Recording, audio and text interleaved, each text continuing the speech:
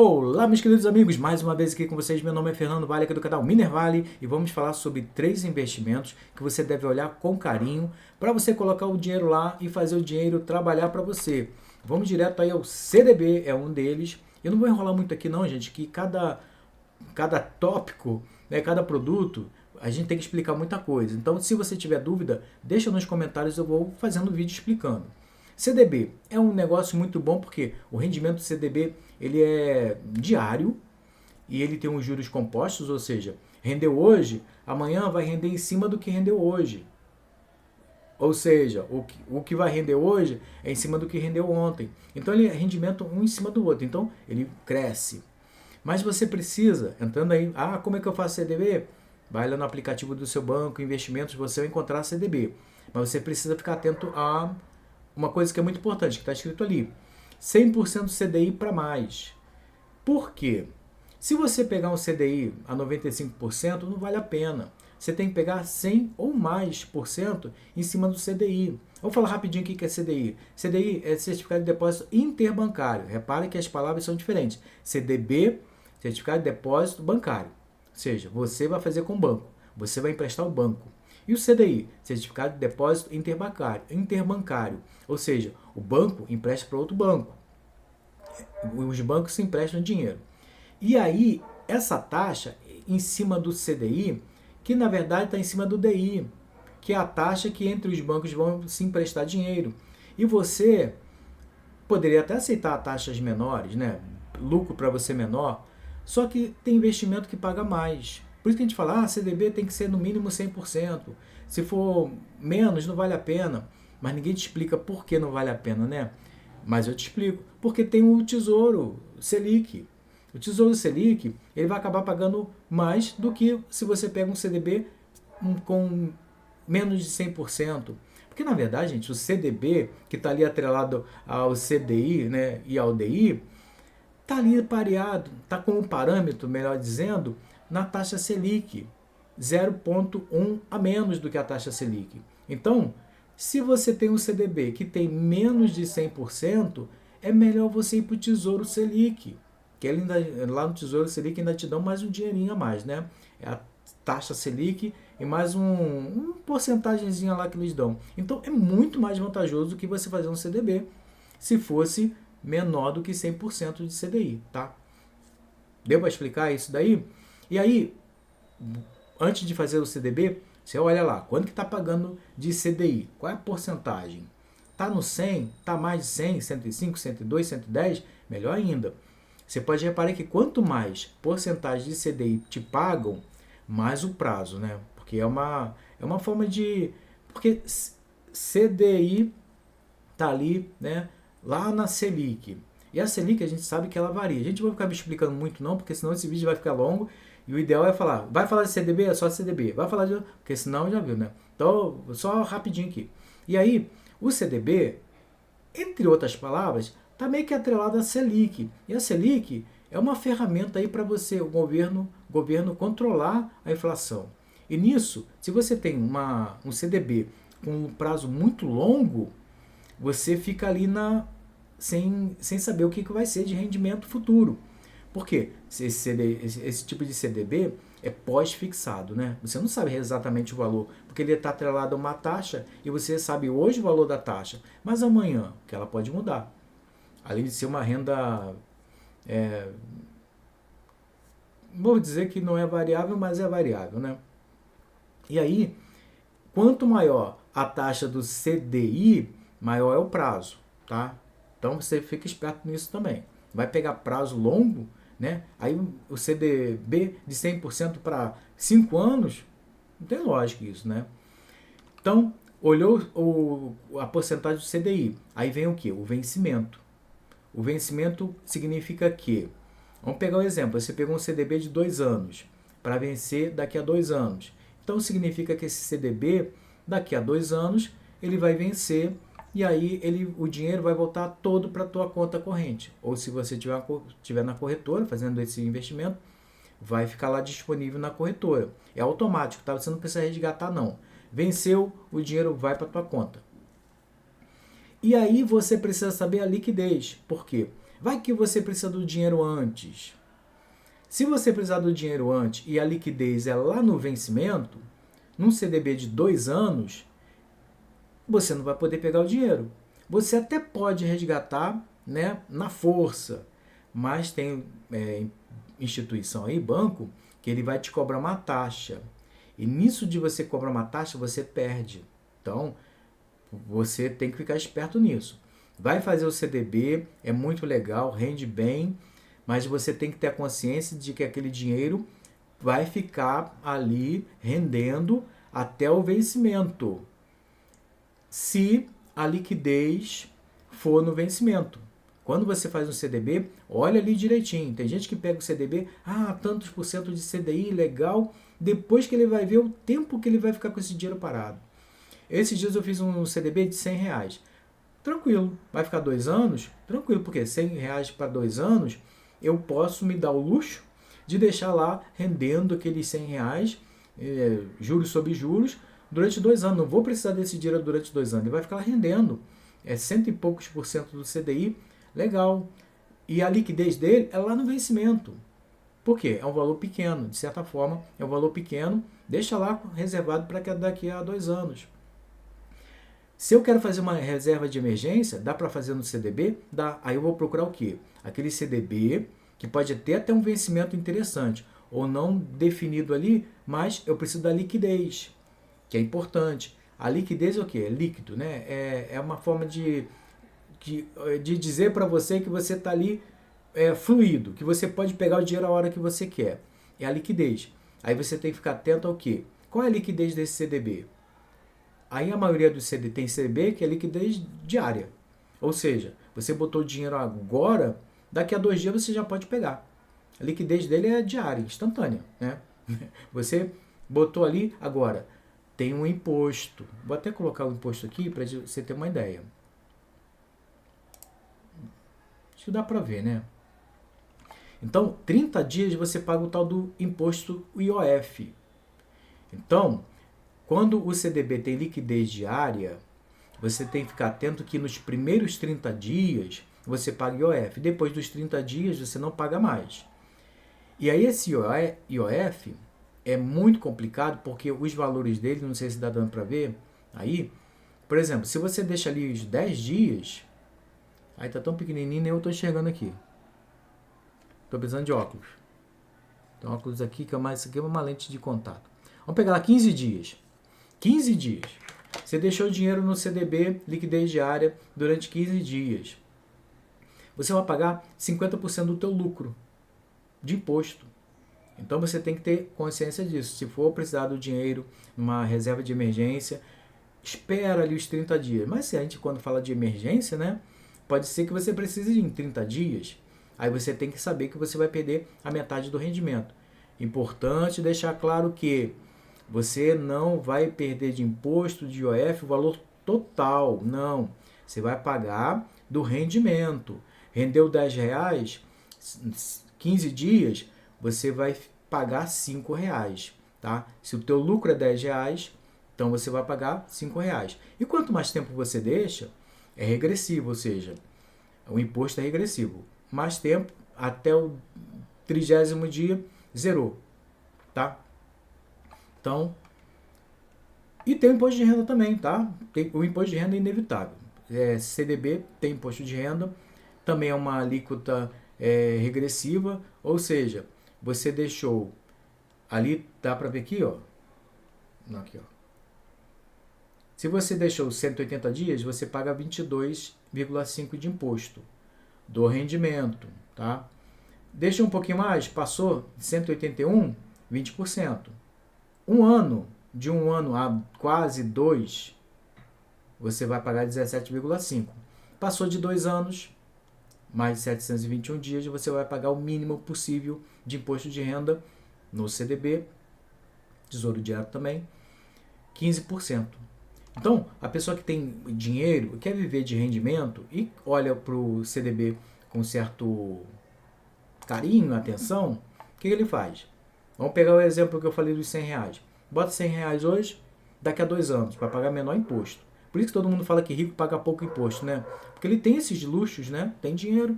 E aí vamos supor, vou botar R$ 100 hoje aqui para pegar 2 anos. Mês que vem coloco 100 de novo para pegar 2 anos. Mês que vem mais 100 para 2 anos. O que vai acontecer? Vai chegar uma hora que hoje é 2 anos atrás. E aí você passa a receber CDB todo mês e pagando apenas 15% de imposto. Olha que maravilha. E aí quando você recebe o CDB, o que você faz? Ou você pode continuar ali fazendo novos títulos, né? Colocando R$ 100 de novo, ou então, R$ 100 é um exemplo, né? E aí, ou então você pode pegar parte desse dinheiro e fazer novos CDBs. Ou seja, isso fica para o resto da vida, né? Todo mês você vai ter CDB rendendo e pagando apenas 15% do dinheiro que você está aplicando. Então, é um negócio... E quem faz isso semanalmente? Toda semana tem CDB vencendo, entrando dinheiro e pagando apenas 15% do dinheiro. E isso é muito bom. Importante também falar aqui, tem muita coisa importante para falar, né? Que o CDB são um título único, tá? Você não faz aportes naquele título. Fez CDB de R$ 100, quando você faz outro, você vai colocar mais R$ 100, é outro título, tá? Você não coloca tipo igual uma poupança, você colocou na data X R$ 10, aí você vai lá e coloca mais 20. Não. Título único, tem vencimento único, é tudo assim, tá? Deu para entender mais ou menos CDB, gente? Se tiver dúvida, por favor, deixa nos comentários.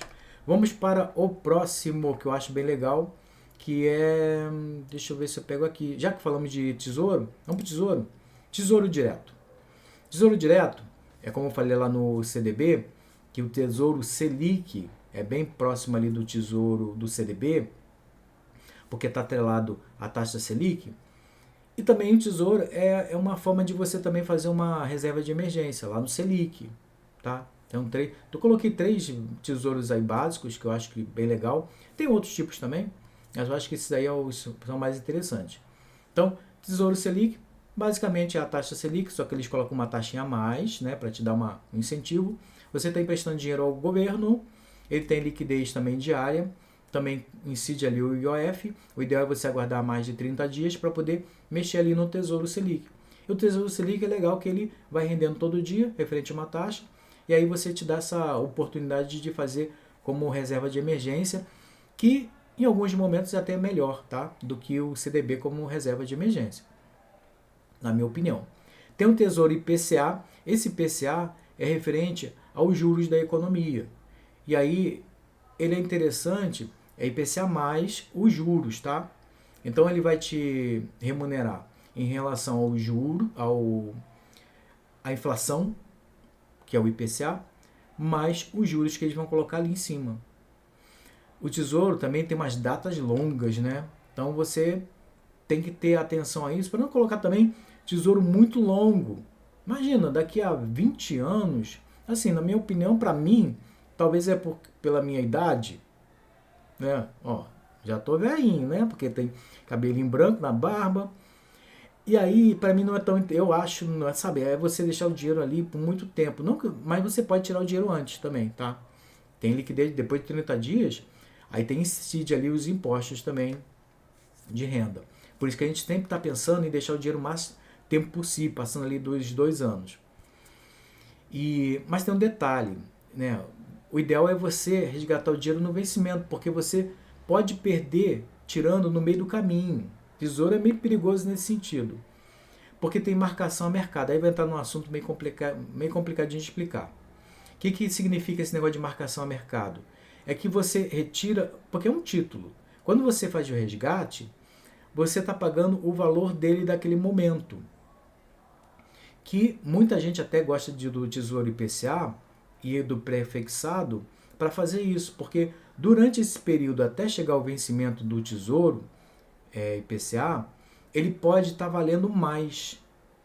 E aí você fazendo as contas, você fala assim, poxa, está rendendo mais agora, vale mais a pena eu resgatar esse título agora, porque eu vou lucrar mais do que eu esperar até o vencimento.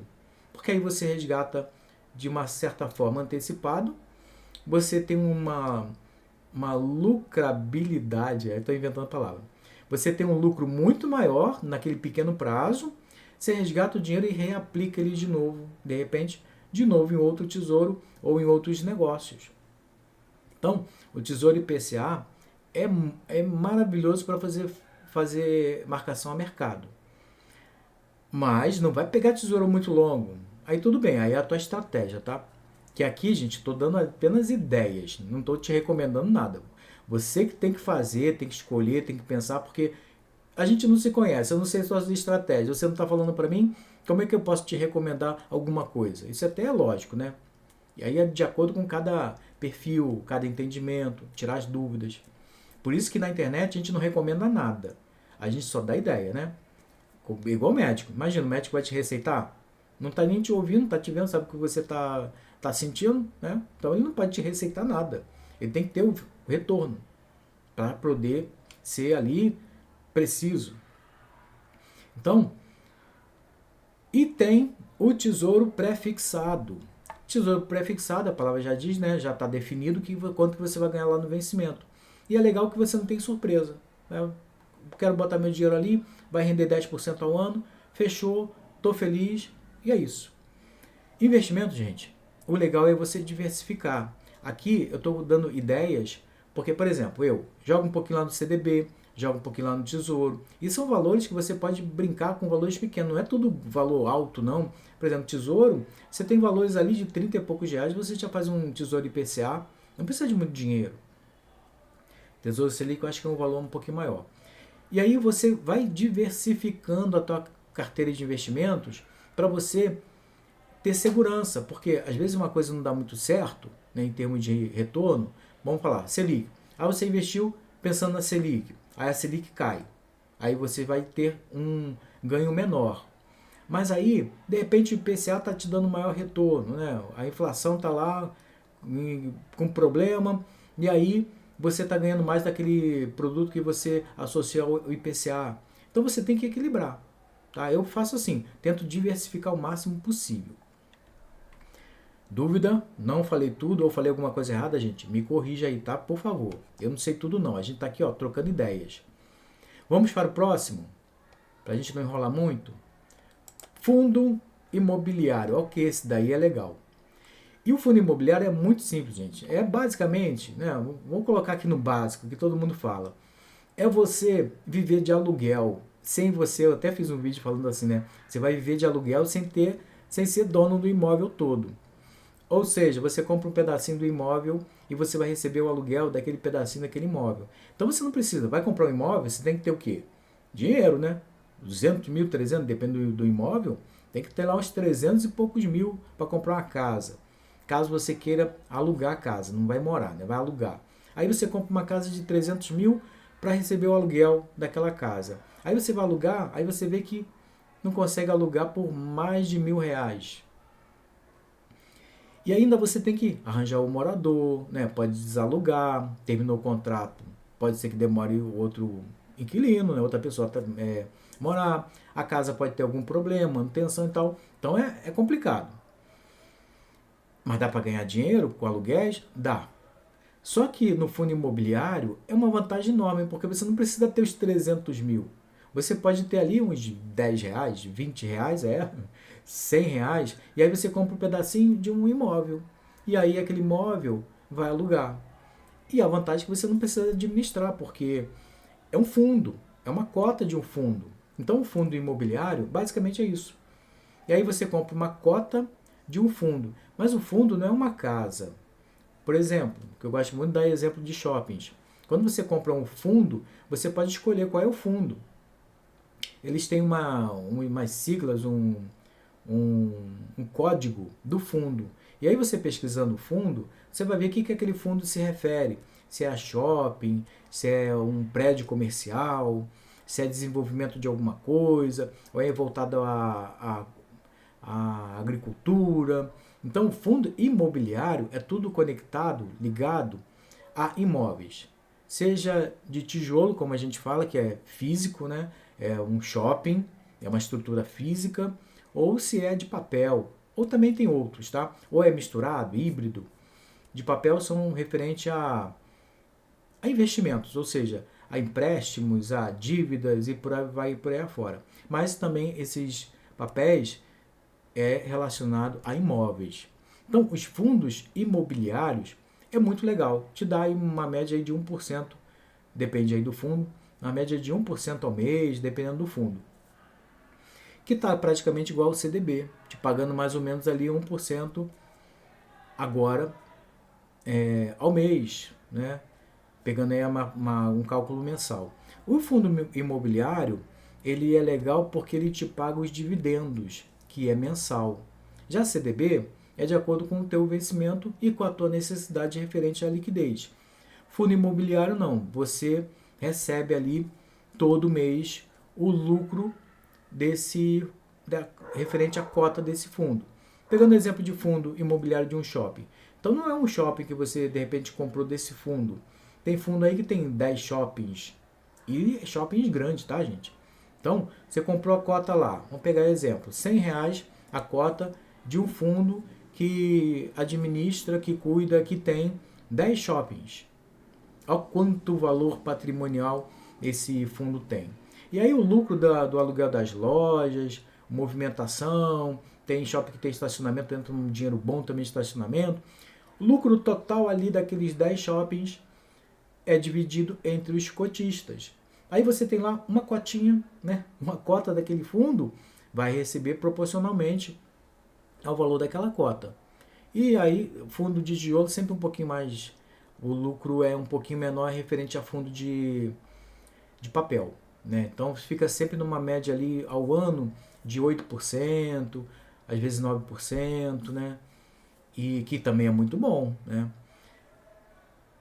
E aí, o que eu coloquei aqui no fundo imobiliário, que você tem que fazer uma análise um pouquinho maior, melhor. Mas eu acho que basicamente, para não enrolar muito no vídeo, eu coloquei 2 pontos que você tem que olhar, que é o P barra VP. P sobre VP. Aí você fala, o que é isso? Complicou. P, a gente bota, é fácil pegar. P é preço. V, ali tem uma barra, é sobre, né? E V é valor. E o outro P, patrimônio. Então você já entende. Preço sobre o valor patrimonial. Ou seja, o que eu estou querendo dizer com aquilo ali? É que quando você for comprar uma cota de um fundo, o que você primeiramente tem que fazer é o quê? É olhar o valor dessa cota, que é o PVP. O PVP ele tem um nível para dizer se ele está caro ou está barato em relação ao valor da cota dele. Quando ele está ali no número 1, significa que ele está no valor dele. Ou seja, o valor daquela cota que está sendo oferecida está dentro do valor que o patrimônio vale atualmente.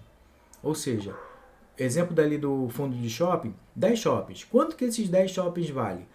5 bilhões. Então, a divisão desses 5 bilhões entre a quantidade de cotas é X. E esse X é o valor, então ele vai ter um número 1. Quando você compra a cota, olha isso. Pega lá o símbolo dele, a sigla, e aí tem sites que te mostram. Você coloca ali e ele vai te dar ali o PVP. Tá 1 é válido. Ou seja, é o valor que aquela cota vale em relação a todo o patrimônio, até o líquido, né? Tudo, a soma de tudo referente àquela cota. Se tiver um pouquinho acima, tipo 1,02, 03, 05, 07, aí significa que você está pagando um pouquinho mais caro na cota pelo que o patrimônio daquele fundo vale, tá? Não que você não vou comprar porque está um pouco caro, está 1,01, está muito caro, não vou comprar. Não é assim. Tem fundo que realmente está valioso, né? Ele está pagando os dividendos, ele está crescendo, e aí as pessoas começam a comprar, ele se valoriza. Ou seja, ele está um valor maior do que realmente os shoppings valem. Porque é interessante todo mundo. Imagina um fundo que tem 10 shoppings espalhado em vários lugares. Olha a segurança que isso tem. Olha o valor patrimonial que isso tudo tem. Olha o quanto de rendimento e constante você vai ter todo mês. Então acaba ele valorizando um pouco. Mas por que eu chamo a atenção para isso? Para o P/VP.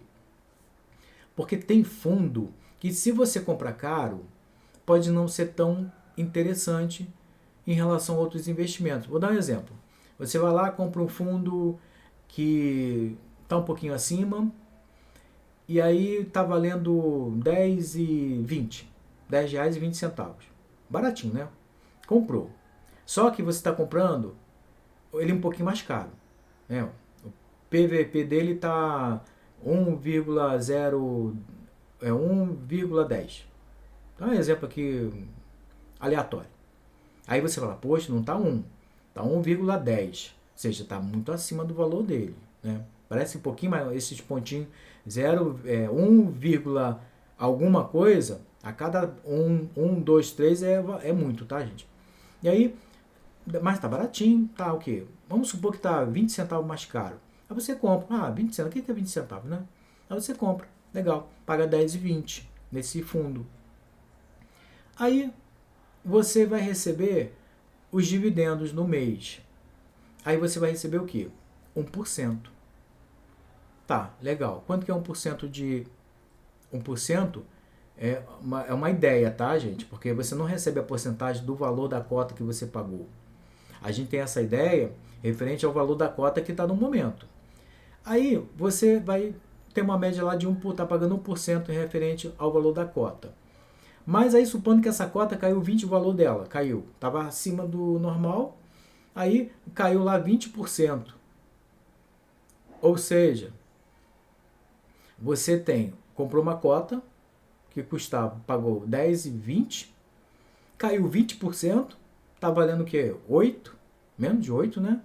E aí você tem um rendimento de 1% em cima dos 10, aí você vai ganhar 20 centavos. Nessa conta, o que você vai acontecer? Você vai ver que você ficou num prejuízo enorme.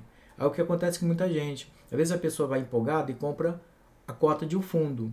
E logo depois ela vê o valor negativo em relação à cota. Por quê? Ela comprou mais caro. E aí o negócio voltou ao normal, o preço próximo do normal.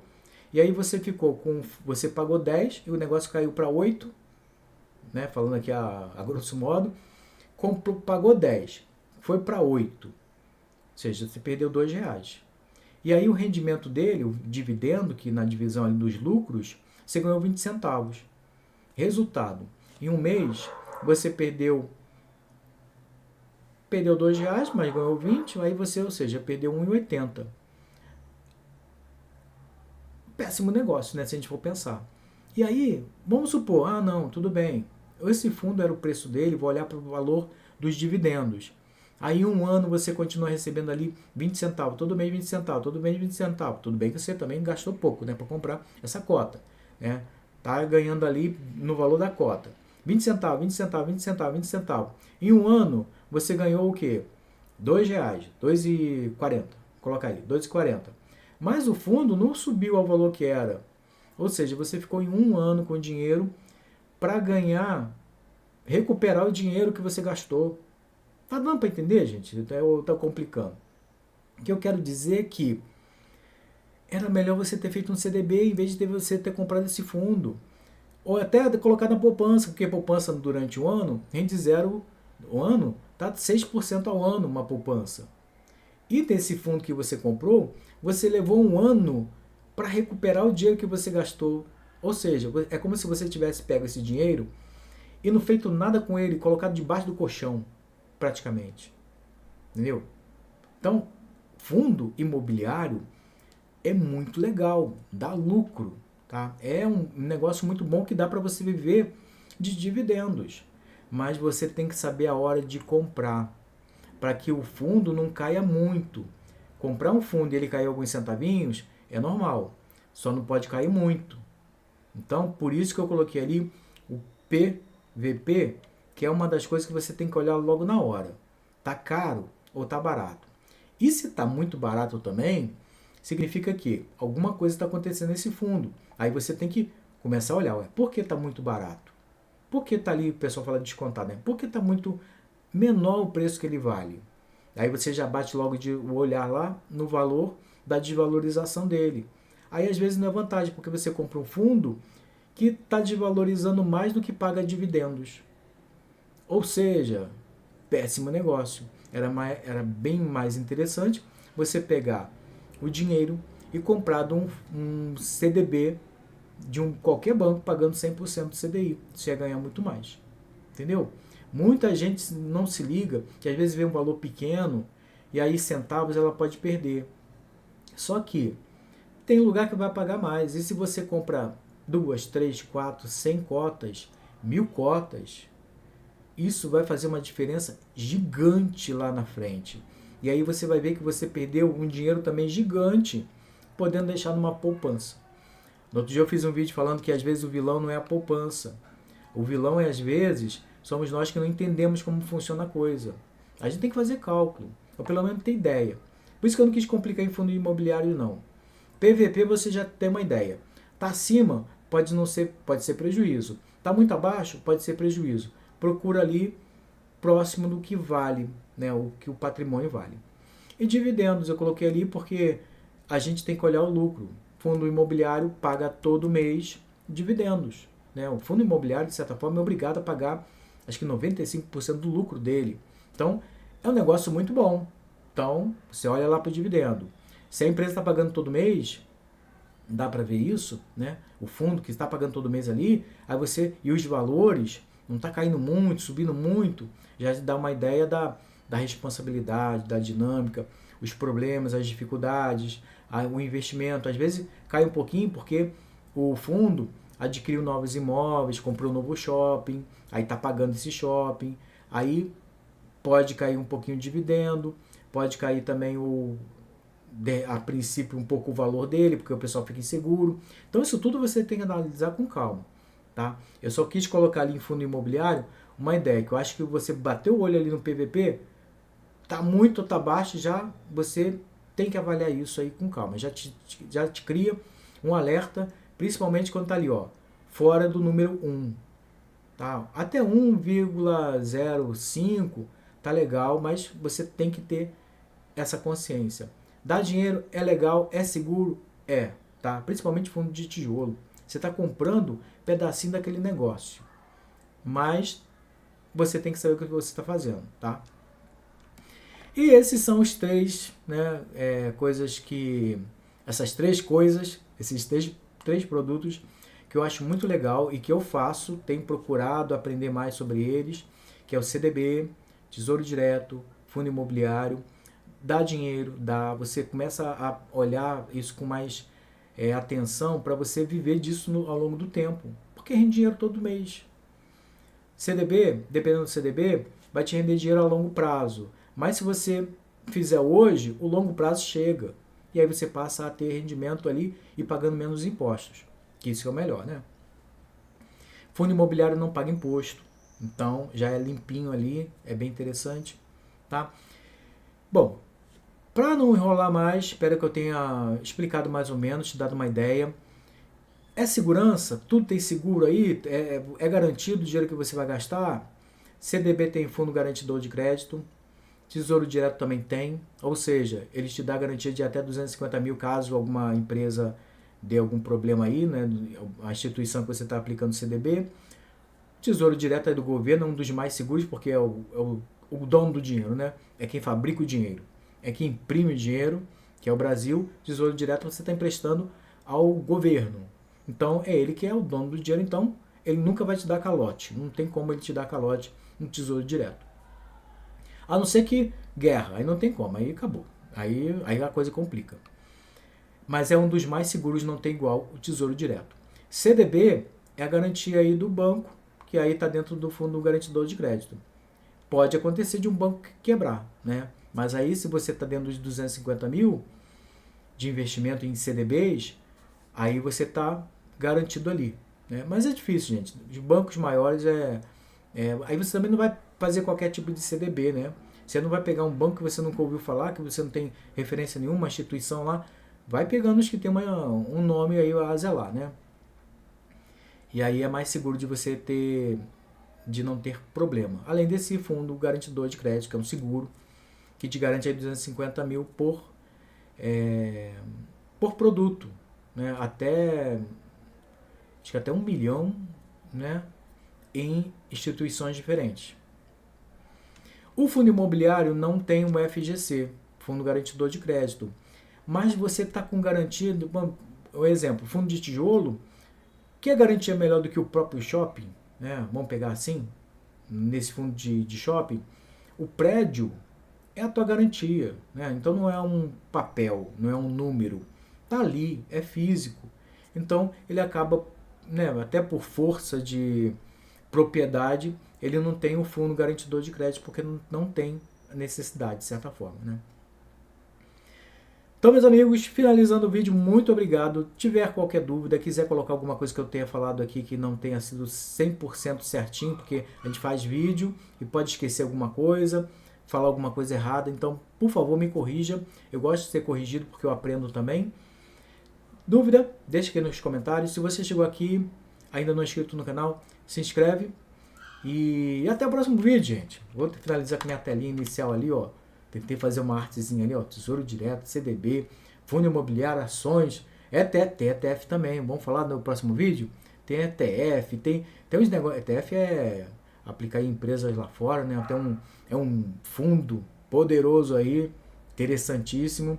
O importante é você fazer o dinheiro trabalhar para você. Começar a viver, ó, todo mês, entrando dinheirinho, gente, é uma delícia. Mesmo que seja pouco, começa com um pouquinho. Começa com R$10, 10 e pouco. Mas aí você, todo mês, igual ali, fundo imobiliário. Todo mês, gente, entra dinheiro. E aí você tem um fundo que te rende ali, de repente, 10 centavos. Olha que maravilha. Todo mês está entrando 10 centavos. Aí te incentiva o quê? A comprar outro fundo imobiliário, outra cota. Aí no outro mês você já está ganhando 20 centavos. É igual um fundo ali, que aí eu já peguei um fundo que tem um valorzinho maior, ele me deu 85 centavos. Aí, opa, o negócio está melhorando. E você vai.